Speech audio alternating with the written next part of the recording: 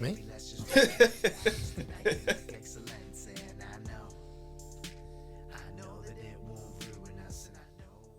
Yep. So. Oh, we're starting. Well, is that how we're starting this? Okay. In your neighborhood podcast, we're back again. In the neighborhood. And who have we got in the building? Well, his name carries weight, doesn't it? I used that bar before. We got MG in the building, ladies and gentlemen. What's up? AKA Malcolm Eggs. What? What's that? Just a thing just for you. Yes, let's give him a round of applause, ladies and gentlemen. MG. Pleasure to be here. Introduce yourself, Max Gavins. What you been up to? Making music recently, more so than I have been in the last sort of couple of years. Solo music, at least. Mm-hmm. Also been running a small label called Millennial Music. Looking after some artists on there. Yeah. And also managing separately to that as well. Okay, wait. I've got a few questions to ask you here. Shoot. Firstly, you used to be called Seuss. True. Where did that name come from? Oh man, this is fucking so bad. That's it's just corny. That's SUUS. Yep. Yep. So when I was a kid, I used to sing in the car, and my sister used to tell me, "Shut up, you suck. Shut up, you suck." SUUS. Terrible. No, that's quite creative.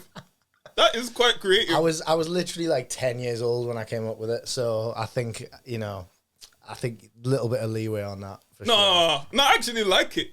It's better than like my story. First, I was called MCT because back then people were like MC this, MC that. Mm-hmm. You would think we were all Scottish. Yeah. But then, my friend was like, "Oh, you should call yourself something different because everyone's MC that, MC ketchup, MC mayonnaise. Like, call yourself something different. You speak the truth in it, Reali-T, but make it cool. Put the hyphen in it and T. And ever since you've been written incorrectly on flyers. Yeah. Or pronounced differently. Reali-T, Real T, Reali-T. Yeah, and then there's like 2 other rappers called Reali-T, so I'm not that special. Anyway, enough about me. Now we know where all your views are coming from. Eh? Yeah. They got the wrong one. Yeah, they were like, "Oh, who's this? We wanted the woman." Oh, he's not American. Yes, so shut up, you suck. That's a terrible. It's terrible. Yeah, you can say it. It's fine. No. Like I can relate to that. Yeah, I would have been called 2. Shut up, you suck too. Right, so on millennial music, sorry. Yes. I'm high on this. Shout out Food Hub. Foodhub.com. We're on that camera. Yeah. So, millennial music. Which artists are on there? So Saga Boy. The boy Ziggy. Myself. Signed myself. Yeah. Frankie Joblin. R&B, neo soul singer, really good. Brian Capri, who's a producer who just started producing in like lockdown. Mm-hmm.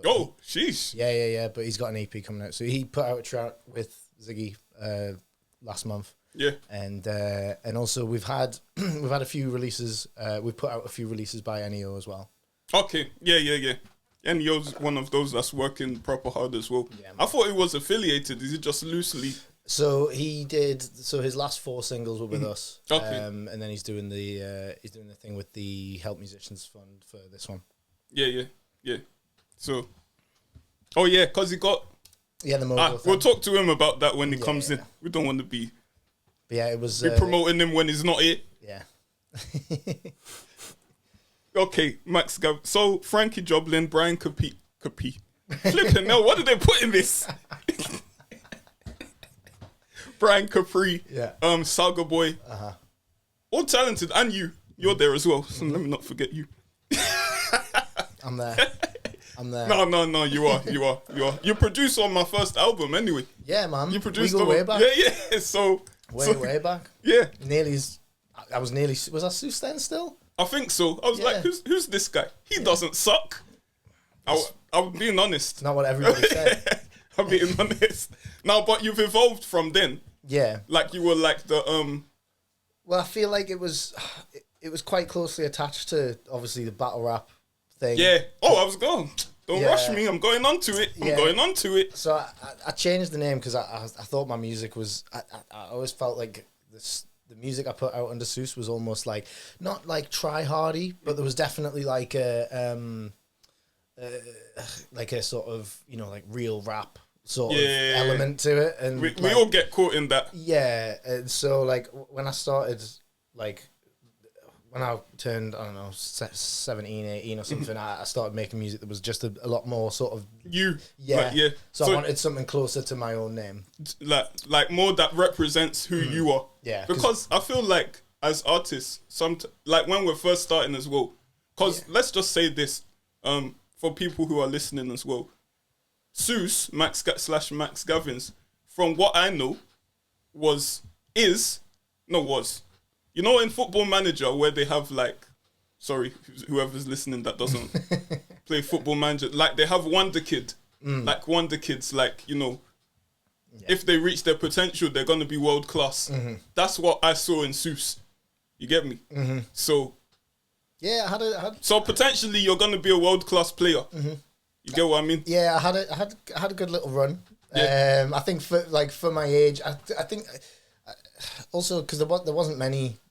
I mean, because I came on to the scene, I guess, sort of 14, 15 years Exactly. old. So there wasn't many that young doing it, first of all. And because I wasn't totally rubbish, like, it was like, oh, shit, like... but, yeah, and then, like, as I say, like, it just sort of... I think if I'd maybe stayed on that path of, like the real rap stuff, I think maybe I would potentially have... gotten further than I have done now, just to like build off like what. But because I sort of, there was quite a gap between things, and then when it came out, it was different, and under a new name. Like, but I don't know. Who knows? Who knows? Yeah. I mean, you've got to do what makes you happy, really. Exactly. You can't just be like doing what makes others happy. That's what I've learned as an artist as well. How old were you when when we filmed you for Big Scene TV? Because it was still Seuss then. Well, there was 2 times, wasn't there? But I think I would have been 16, maybe it's 15. I think it was after. I feel like it was after my Don't Flop debut. Yeah, I think it was. And I was 15 when that happened. Right. So okay. It must have been. I think the first one might have been 15. The next one might have been 16. So you were 15 when you made your Don't Flop debut. Youngest debut, I believe. Youngest debut on the channel still to this day. And you got paid. No. Oh. That was probably a rhetorical question. No, bottom of the flyer and some. Although to be fair, people at the top from what I've heard, people at the top of the flyer don't get paid. So. Well, yeah, I mean that was the thing. So, like, obviously, when Don't Flop basically fell in on itself, like, I've never really had a problem with her because I wasn't. I feel like the 2 main people that have problems with him are either the people at the very low end or the people at the highest end. Rap. And I was never one of those things. Oh, so you're just I was always sort of down. I was a solid, I'd say upper mid tier battler. Yeah. So not raking in the views of like the lunacies, the shotty horrors or anything like that. Just sort of a solid, do a job. Michael Carrick 7 out of 10. Yeah. Consistent, exactly. How it, like, I've always wanted to know, because I watch battle rap. I watch mainly American battle rap. I've always wanted to know, like, it must be nerve-wracking, because there was a point, let me talk about myself again, but there was a point that battle rap actually was inspiring me to write bars. You'd do really well in a battle rap. Don't gas me up, my head's already big. Because like, obviously, you do work like a lot of humour into your bars. Like, if that's directed at some, and also the diss tracks as well. let's not even go there. You got some history. I reckon in a battle rap setting, I think you do really well. I mean, thank you. But it's kind of the thing where there was a point in my rap career, inverted commas, where I had and I'll ask you your influences in a minute, which I think I know one, but we'll get onto that. Like, I had my Tupac Biggie phase. Then there was my Eminem phase. And then I was just floating around for a bit because the music wasn't fantastic. Then there was a point where I got to uni and battle rap in the 2010s was massive. Like, it was on the upward rise. And there were rappers like, let's say, Charlie Clips. Yeah. Charlie Clips is my favourite battle rapper. Yeah. Mate, it's the way, I don't know. It's weird with some of the bigger American guys. Yeah. It is weird because I feel like there's almost like there's a battle rapper for everyone. You know what I mean? Anyone who likes rap, like there is like, because I was a huge fan of Math. Massive fan, even when like Math Hoffa, yeah. And he was one of the like most popular ones. Yeah. But then there was a point a few years ago where people sort of started disregarding him. Yeah. He had a couple of bad performances or whatever. But like even those bad performances, I thought were class. That's you know the what I mean? thing. Yeah. Like I feel like I don't know why it is with like the Smack and URL rappers. Like they do seem to have like these fan bases, and they do sort of stick. It's like a cult following. Like even if they're rubbish. Yeah. And you don't see it. You're like, what? Like, did you hear what he just said? Yeah, exactly. Yeah. It's really weird because I don't think that happens as much over here. I mean, I'm talking about battle rap. I've literally not watched a battle for like years. Like I don't follow it anymore really. But I see the odd thing obviously through like Twitter and stuff. But like, yeah, I feel like it's not the same here. I feel like in an extent it happened to me. I had quite a my projection was going a certain way, and I had two pretty bad performances in Tricky P and then the three-way battle that I did, and almost immediately, like stock was dropped, and it didn't really even when I thought some of my battles after those two performances were some of my best performances. But people had already sort of judged you. That. I feel like it's harder to come back. Whereas if it like in America, as I say, like in those two performances, people be like, "Oh, he's spitting." Like they were bad performances, but I feel like you'd keep that sort of. But yeah, I don't know why. They have like a cult basis, isn't it? Is it not harsh, like the fact that your stock dropped based off like a thray? Like, is that not a bit of a like kind of novelty thing anyway? No, I was about to say. I was about to say. I can relate. It was because it had never been done before. I don't think. Yeah. Especially not in the written era. I think maybe back in the day, like freestyle battles, they might have like done one, but it hadn't really been done before. Yeah. And I do feel like if you watch the battle back, I feel like I'm definitely the target of both of them. And sorry to cut you up. Is that because you were younger? Or probably, yeah. It was like an easy thing to.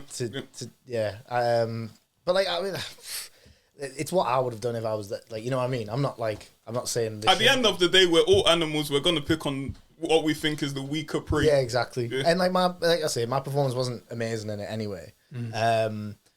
But yeah, I mean, I think also it coincided with a lot of new fans to Don't Flop. So the event that I battled Tricky P at was the same event Blizzard battled Mark Grist at. So those two videos came out, I think maybe's mine was the last to come out from that event, or maybe's Blizzard's was, I can't remember. But so obviously, and Lunacy had just entered the league, so there was a lot of new fans coming to the platform that weren't necessarily, rap fans, or like they'd just seen these two guys in this one battle and had gotten into it through that. So my bad performances coinciding with that, it meant that a lot of times the people saw me for the first time wasn't my best performance. So I think it was sort of coincided with that, and then those fans stayed around for quite a while after that. So probably a mixture of those things. This is a final question I'll ask on battle rap. Do you have any regret? Oh, fucking no. What have they put in this? Do you have any regrets when it comes to battle rap? Like, for example, that event. Yeah, I don't think I would have taken the Tricky P battle. I took it because I'd been obviously in the league for a while. I think I'd been in it sort of 2 years, doing reasonably well. I had a very close battle with Tony D. In this Tony D, Tony D. The Tony D. No, son. And I lost it 3-2 on a judge's decision, I think. Everyone was a bit loud there. Sorry about that. Yeah, shout out Tony D, because he's an absolute legend. And even to battle him was pretty special. Yeah. So I had a really good performance against him. And then, so that was in a competition where the winner basically got an international battle. Oh no, sorry, that's totally wrong. Ignore that. Anyway, I had the Tony D battle. And then sort of the next logical step was for me to get like an international battle. Yeah. And suggested Tricky P, and I was sort of like, I don't really know. It was like a month out from the event, and yeah, I sort of felt like, well, if I don't say yes to this international battle, I might not get another one. And that was to get an international battle at the time was seen as like, you're really like doing bits. So I said yes, and Tricky had just come off battling Def in a compliments battle, I think. So they did like this and he developed this style of sort of like aggressively complimenting somebody. It was hilarious. And he basically did the same thing to me. Once you get laughs. Yeah. And he absolutely like wiped the floor with me, because for some reason, I don't know why, I never felt, when I was writing for that battle, I never felt confident in it. Like literally on the day, I was adding bars to my battle because I didn't think my rounds were good enough. So I was trying to think of like stuff that had happened on the day. Like I was on the tube and I added a bar in there. Like, so I never felt fully comfortable with my stuff. And I think it shows. And obviously he just sort of turned a corner in his writing and developed this really like cool you caught style. Him at the wrong time. Yeah. It totally suited him, that style. And I think, like, as far as I'm aware, he pretty much carried on that. I don't know if he still battles now, but like if he does, I'm sure he's still doing sort of a similar sort of thing. So yeah, I think that would be my one regret, was probably taking the Tricky P battle. Or I wish I'd had more time to write for it, or done it further down the line or something like that. But like I say, I just wasn't sure whether it was going to happen. So, but to be fair, what you've got to your advantage is that you were a teenager back then. Yeah, definitely. So you have time to make these mistakes, and that leads on. I would said that was the last battle rap question, but would you ever go back to battle rap? I'd never rule it out. I mean, I am sort of officially retired. I guess. Just because I've not done one for years. So, but I wouldn't rule it out. I just literally, like I said, I don't watch it anymore. So I wouldn't know, in battle rap, so many in-jokes, so many things happen in the community, which like I'm literally just not a part of it anymore. And I feel like I'd have to watch so many hours of battle rap to sort of get me ready for what people react to, what is going on at the minute. That's how I feel when I miss a couple of weeks of EastEnders. I know where you're coming from. It's exactly, no, it is exact. I've actually, somebody's asked me a similar question before, and I've likened it to that. It's like, where do you start? If you haven't watched EastEnders for 2 years, you just turn it back on. Yeah, and you think Grant Mitchell's still running it? Yeah. Like Grant Mitchell's long gone, mate. Or even like, I don't know, like football. Like if you didn't watch football at all for like 3 or 4 years, and then you just turn it on. Like imagine 3 or 4 years ago. You see Man City, no, actually they were running it free. Yeah, but like, I mean, well, Liverpool were, you see Liverpool, they're doing well. You'll think, maybe I should just die now. Yeah. As a Man U fan. Liverpool doing well. Yeah. So, so I wouldn't write it out, but I highly doubt it at this point. Yeah. So, on that note, I want you to look at the screen, Max, because you haven't been in battle rap for a while. I want you to rate this bar out of 10 because it's a classic. Let's see if the sound is okay. Fuck all that. I kill him with the word pulverize. Hey, I kill him with the word pulverized. Yeah, you heard what the fuck I said? Rise, and then he's fucking dead.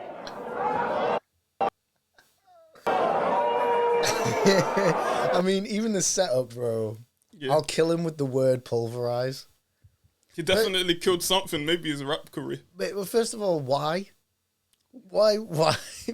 Because it fits this really obscure thing you're trying to... Because it sounds like some sounds that you're about... Like, there's no reason to kill somebody. Like, I mean, it's... Even the punchline's terrible. And usually when you, like, deconstruct words like that, it's usually not great. Yeah. Because you've got to force it. Because, obviously, like, that's not... a sound by itself doesn't mean anything. Like, so, but I feel like even if you do that, there's a better way to do it instead of just going, yo, I'm gonna kill you with the word with a spoon. You know, like it's like it doesn't like. I'll grab her. I kill you with her spoon. Yeah. Oh, you heard what F said? Yeah, man. Yeah, terrible. And the thing is, like, some of the URL guys are like that, like, and people just react to it. You know? People still like. He thought they were gonna react. They were like, wait a minute. That's like one of the ones I've seen where like someone says something terrible and people literally go like, boo. Yeah. I think the Americans were tired. Like, we've been through the pandemic. This is the first live battle rap, and you're giving us this. But usually, yeah, exactly. Like 2 years to prepare for this battle. Punching slabs and meat and stuff, running upstairs, and then what a mess. Hear someone on TV say the word pulverize, and a light bulb goes off. Wait, pulverize?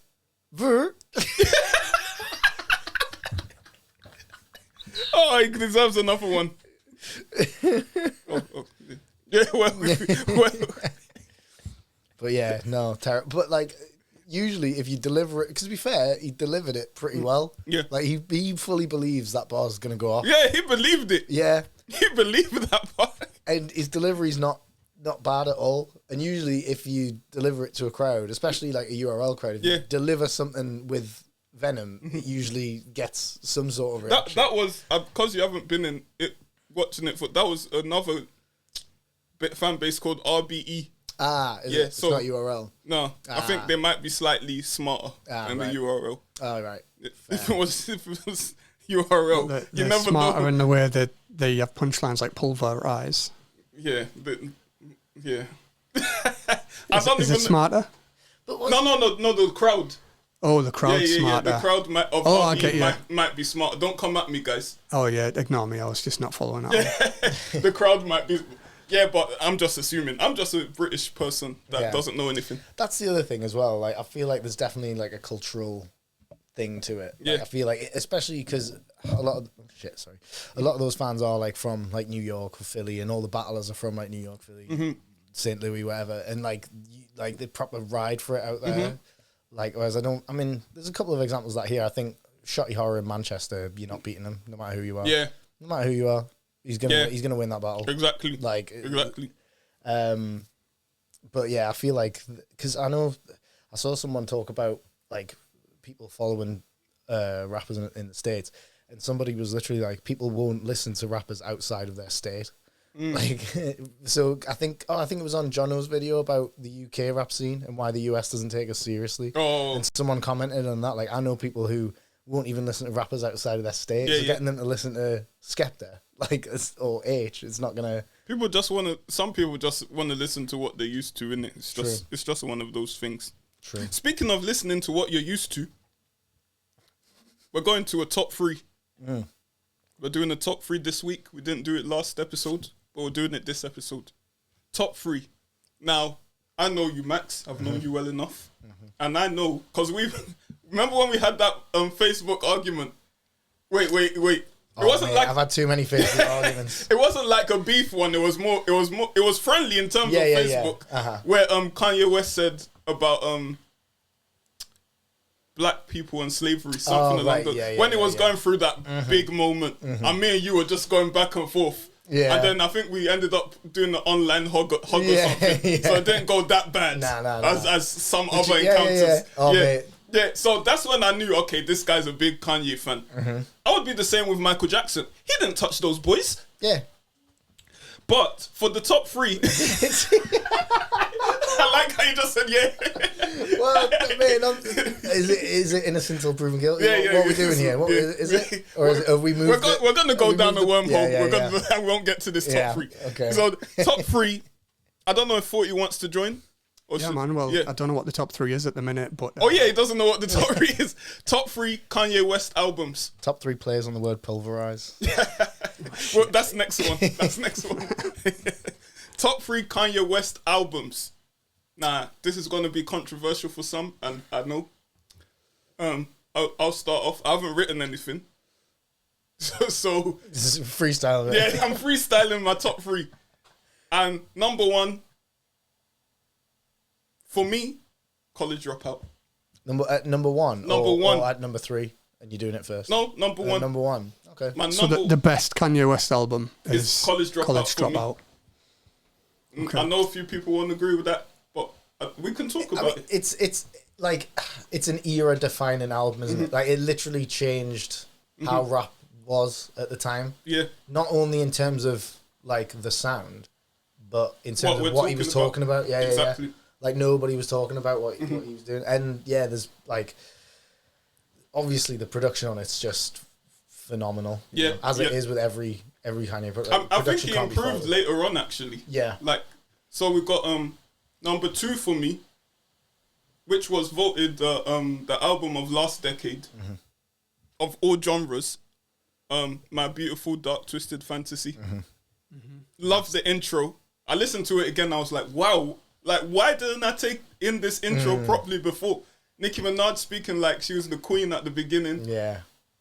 Can we get much higher? I think did RZA produce on that first Yeah, track? the Dark Fantasy. Yeah, it's RZA. Yeah, Crazy. Crazy. It just sets the scene. ridiculous. Crazy. I love this because do you remember the short film he put out like with that? Oh, yeah, album? yeah. And the scene where like the opening scene with that on is just Yeah. fucking insane. It's amazing. I He think knows how to that'd be create. my number one. Yeah. Number 1. That'd be my number one. That one, yeah. It's my number 1 as well. Yeah. because it's probably in my top 3 albums of all time. It is amazing. Yeah, like I can't fault it. I listen to it probably at least all the way through. I listen to the entire thing at least once every couple of months, and it never ever like disappoints or like That's how I am with Lauryn Hill's album, Miseducation. That's my favorite album of all time. Yeah. Lauryn Hill, Miseducation. It's flawless. Absolutely flawless. And I think that's a track. Absolutely flawless, yeah. But College Dropout for me, Kanye's debut. I think because I was so used to 50 Cent, Eminem talking about violence, Tupac, Biggie. I was like, this guy, yeah, he's not cool. You know, back then, you had to be cool. You had to be like the snapback wearing, do rag, have a bit of muscle, talk about baggy you shooting clothes. people. Yeah, the baggiest clothes you can find. Yeah, baggy clothes, shooting people. And then I'm listening to this guy and I'm like, wait a minute, he's a misfit. He doesn't fit in with all this. And you could relate. Yeah. Plus, he was like black and a misfit, if that makes sense. But yeah. Number 3, it's got to be Graduation. Graduation, Can't Tell Me Nothing is on it, right? Yeah. Graduation. That was the first because I think I was 12. It was 2007, isn't it? I think so. Graduation. It was before you had the heartbreak, isn't it? Yeah. So that was like the first Kanye album that dropped that I was like fully aware of. Yeah. And Oh, like, yeah, 'cause yeah. I mean, obviously, I knew the songs because Late Reg had like Gold Digger. Touch, No, Touch the I Sky, understand. all that. You know, there's a certain age. Yeah. When you're small and you're just existing. Because that was the one. And then when you get to a certain age, you're like, wait a minute, I've been living in this earth. Yeah. Then you become conscious of things. Yeah. Yeah. That was the one where he did the 50 Cent thing as well, wasn't it? Yeah. Curtis versus. It was. Yeah. Yeah. So obviously, I was a massive 50 Cent fan. Yeah. At the time as Yeah. well. I was probably way more 50 Cent fan than I was a Kanye fan, but obviously aware of them both. And then Graduation was the first Kanye album that I like bought and I bought both of them actually. And yeah, his was the first. So Graduation always has like a special place in my heart for that reason. Like it put me on to him properly, and what a fucking great album as well. Yeah. Wait, is that in your top 3? No, It's crazy. this is the thing about Kanye. Okay, let's man. hear your top 3. Like Kanye. Before I get into top 3, like literally any of his albums could be in here. I don't like even like Yay, Jesus is King. I appreciate them. Like Even Jesus. mate, Jesus nearly made it in. Blood on the Leaves.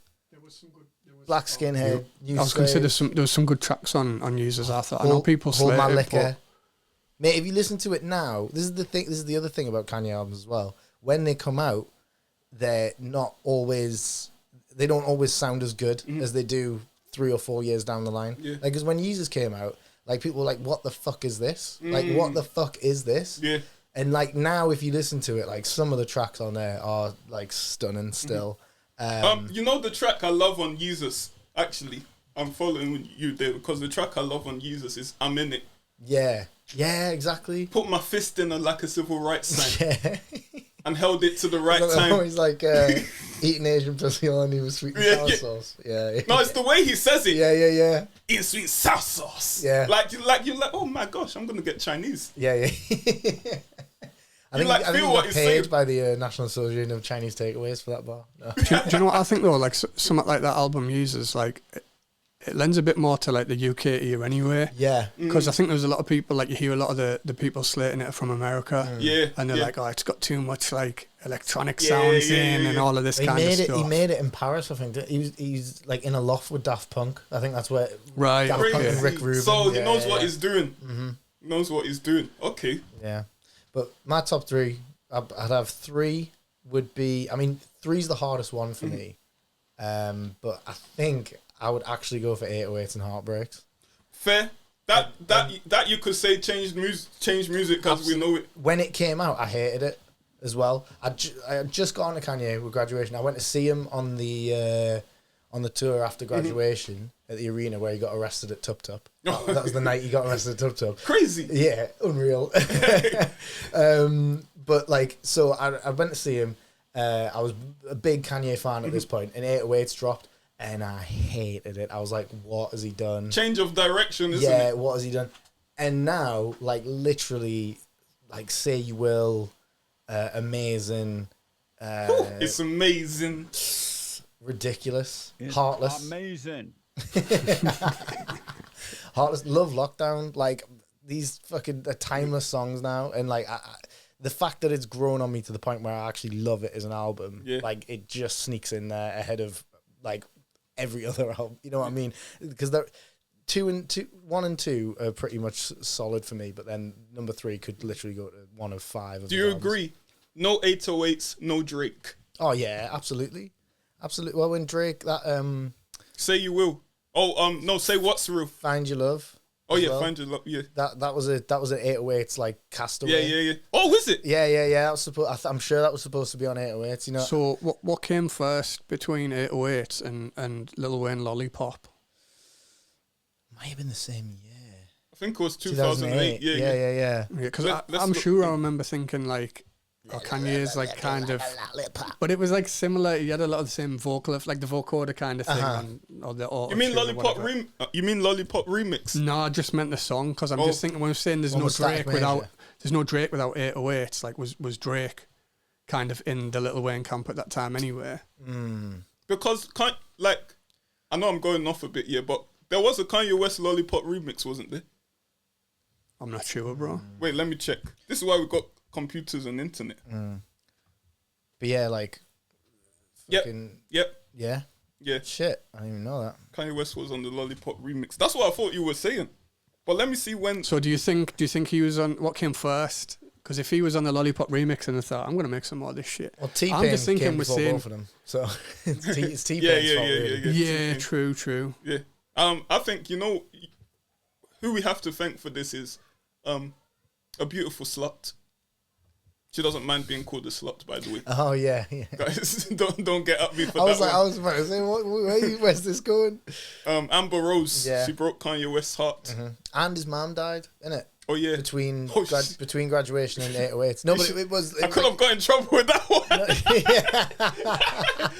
Beautiful slut, Kanye West's mom. No, God forbid. No, Yeah.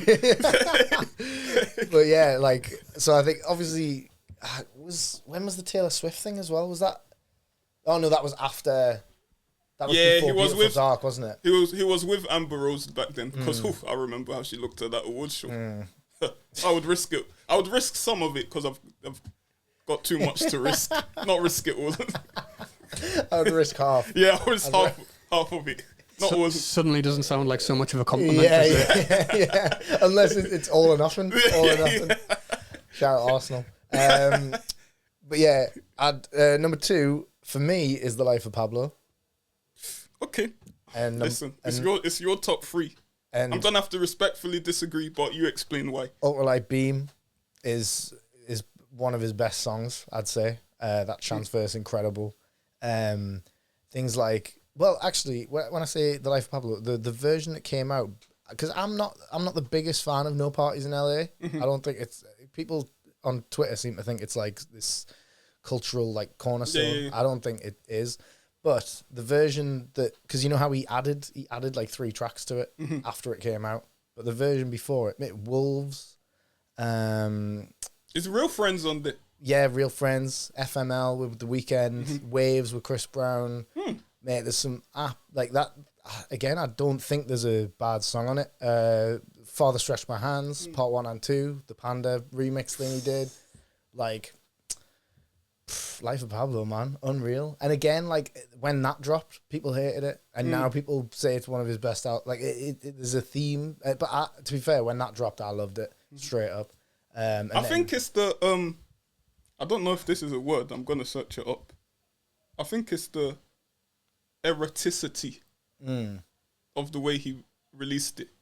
Like how erratic he was when he released it. It's like, come on, Kanye, like you're messing about with our emotions here. Yeah, because he literally was like updating it with new mixes and stuff. Oh, it's coming out tomorrow. Okay, Kanye, we're ready. So when it finally comes out, you're like, oh. And wasn't a load of different names for it as well? Yeah, well, he tweeted. Was that a different album? Well, yeah, because he had Yandy. Was Yandy around that time? The one that's still not come out. That like Kanye West fans are like, Kanye West fans are like they want Yandy out all the time. Like it's like a campaign that runs constantly on. He's not on going Twitter. back to. Nah. Although he is at the minute. Have you seen how whenever he's been pictured recently, he's got the like it looks like a fucking like plastic bag over his head. It's not a plastic bag, though. It's like but it's people are seeing that as like a Yeezus too. Don't let me go back there, mate. This we're in a group chat with Busy, the other host of this podcast, me 40 and Busy. I think he put that in the group, didn't he? Yeah, I think so. My trypophobia started flaring up, man. Yeah. It looks scary, mate. Yeah, it does. It does. It looked like some kind of weird gimp mask. Well, man, maybe that's why he left. It had holes in it, isn't it? Well, it must do. He's not just suffocating. It's not just some weird, like the monk off Da Vinci Code. It's just like, I must suffer for the people. like I saw it. I caught a glimpse of it.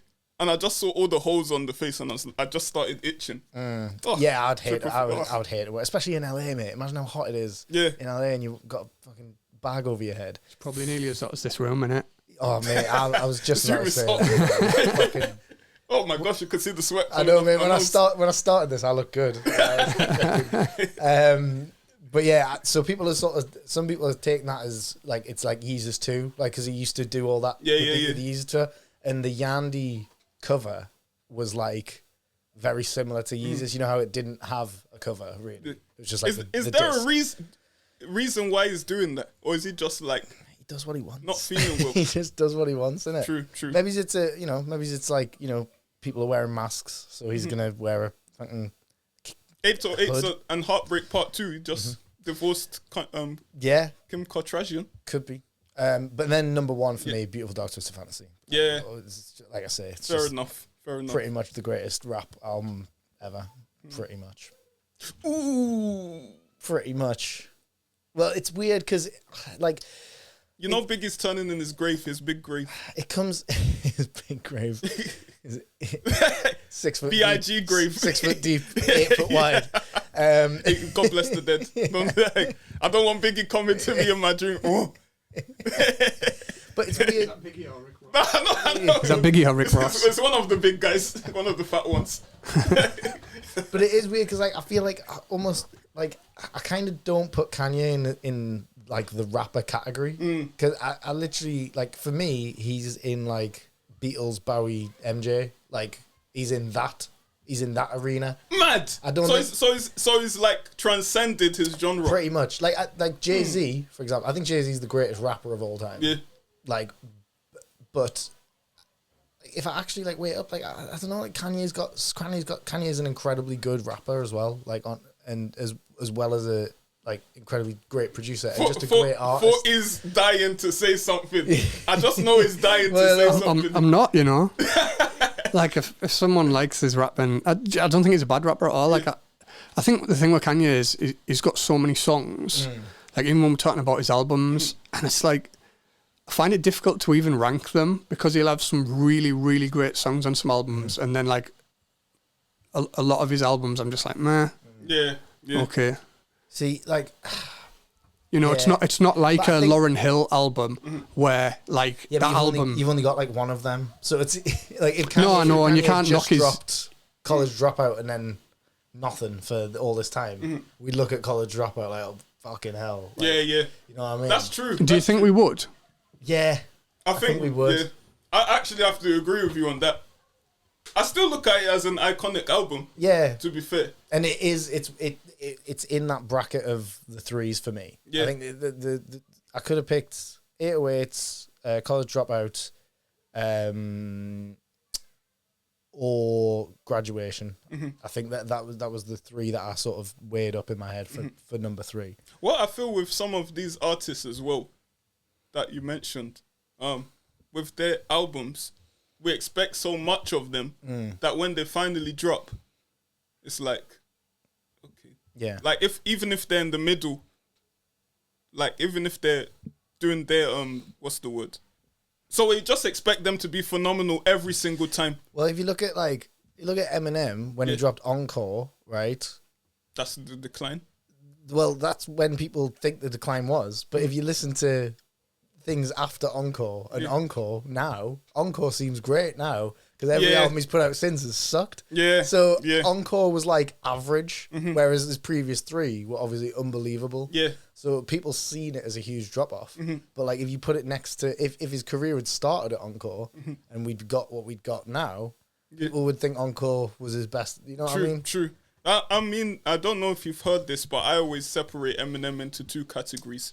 Yeah. PD and DD and AD. During drugs and after drugs. Yeah. So Eminem after Encore is a different person for me. Yeah. But Encore has a similar place in my heart that Graduation does because it was the first Eminem album because obviously it was a couple of years before Graduation. Yeah. But I was on Eminem way earlier than I was on Kanye. So again, Encore was the first Eminem album that dropped while I was sort of like, obviously I think I got the 8 Mile soundtrack. Yeah. But not like when it dropped. And then when Encore dropped, I was like, I need to get this album. Yeah. So again, like I probably rate Encore higher than most because of that. But I would actually listen to it again the other day, and like there's some really it's not that bad. Yeah, some really good verses by him as well. Like Never Enough. Yeah. The one with 50 Cent and Nate Dogg. Fucking even on like his rapping verses on Evil Deeds. Yeah. And actually, like melodically, it's kind of better than previous albums. Like Actually, hook wise. Wait, I've got 2 points here. Sorry to cut you off. No, I've got 2 points here. In terms of being relatable, with Eminem, I can relate to him not in terms of killing wife or hating your mom. Like I love my mom, my mother's favorite rapper, but I realized you could put humor in rap. That's the first thing that clicked. Like, wait a minute, and it not be corny. Yeah, Like exactly. You can. There's plenty of comedy rap songs. I mean, look at like Lil Dicky, for example. Weird Like, Al Yankovic. yeah. Like, I mean, I don't mind Lil Dicky or Weird Al. I think they're both, they're both good at what they do. I enjoy their music sometimes. But it can be looked at as... I'm not going to listen to it on the bus. You know what I mean? Like, I'm not going to rock. Lil Dicky. I'm going to rock out to even the name White and Nerdy or whatever. Like, you know what I mean? Yeah. Like, it's good. It's good to like show your mates. I remember this tune. And but it's not like it's good for a viral moment. Whereas, like, I don't know, Puke by Eminem or something of that nature. I probably will kill you. Even. Yeah. Exactly. Like, blast that all day long. Exactly. That's where I could relate to Kanye as well, where it was like, because bit of a black nerd, and people take the piss out of like Kanye's got loads of humor in his bars as well.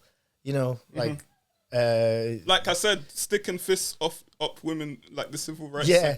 Like he doesn't mean it. Like it's kind of a joke. That like, sounds so painful, man. Yeah. Refer back to the last episode. We've got a story about that. Yeah. Something like that. It wasn't a fist. It wasn't a fist. It wasn't a fist. I'm unawares. Yeah. I'm unawares. Right. So Max Gavins. You go 3. Oh yeah, I forgot about. I keep forgetting about. My 3, it'd just be like I said. I struggle. Beautiful, dark, twisted fantasy of being there. Do you know what? I don't even know what albums the songs that I like are on. So you just like certain songs? Yeah, like I'll have listened to the albums, but they just obviously didn't stick with me that much. Yeah. Like I think he's a fantastic producer and a fantastic artist, but I'm just not like playing his albums where I could go, like I like this album because of this or this because of this. Yeah. Like I like some of his songs, and a lot of the time, the songs are the ones that have been released as singles, which me, like I listen to albums and normally I prefer some of the songs which aren't singles. Yeah. Because I maybe like some of the more interesting things, but like his singles are usually the ones that stick with me anyway. So I'm not always checking for the albums that much. I hear you. That's cool, man. That's cool. But we can all agree that Beautiful Dark Twisted Fantasy is a classic. Yeah, sick album. Yeah, ridiculous. Right, Max. What you got? You know what? Let the people know where they can find you. At Max Gavins Music on Twitter and Instagram and Facebook, Max Gavins. I've got a single coming out. Well, by the time this is out, it should be out. It should be out. Yeah. July 16th, it's coming out. Kamosi. Go on Spotify. Follow me on Spotify as well. Fucking Kamosi. Get it on your playlist and get it shared. And people, make sure, even if you don't want to listen to the track, just play it on mute. Yeah, man. Like every stream helps. Let's remix the Tesco. For sure. It's debatable that every stream helps. Let's just say that. But yeah, just play it. It makes us look good. It makes us happy. Share it even if you haven't listened to it. I hate that little less than sign on Spotify. I know. Oh my gosh, you're only going soul destroying thing of all time. I did all this. I paid for studio time and still on less than 1,000. What a mess. Yes, Max Gavins. Will you stop by the Neighbourhood? Absolutely. Again, you've been a fantastic guest. Thank you very much for being on. Thank you for having me. Appreciate it. 40. We got 40 here as well. He hasn't spoken much, but he's a silent. He's been on the decks, man. Got something to say, so he's actually got some interesting things for us to listen to. There's no point me talking. now everyone knows if someone's a shit guest, you're going to hear more all of over me. this one. 40's like, I'll step in here. Yes, Max, thank you very much, man. We'll have you on again. Oh, can I also say as well, I manage a girl called Sola. Her single is out today. I know it's going to be out by the time it's called Embers, EMBERS. We'll put the link at the bottom. Yeah. We'll put the link at the... Oh, I forgot to ask before you go. What's your track of the moment? What are you listening to right now? Oh, that one. Oh, okay. Fantastic. Yeah. That worked out fantastically. Yes. So, yes. In Your Neighbourhood podcast. I don't know what episode number this is, but we're hearing it. We're in the house. Like, we're agoraphobic.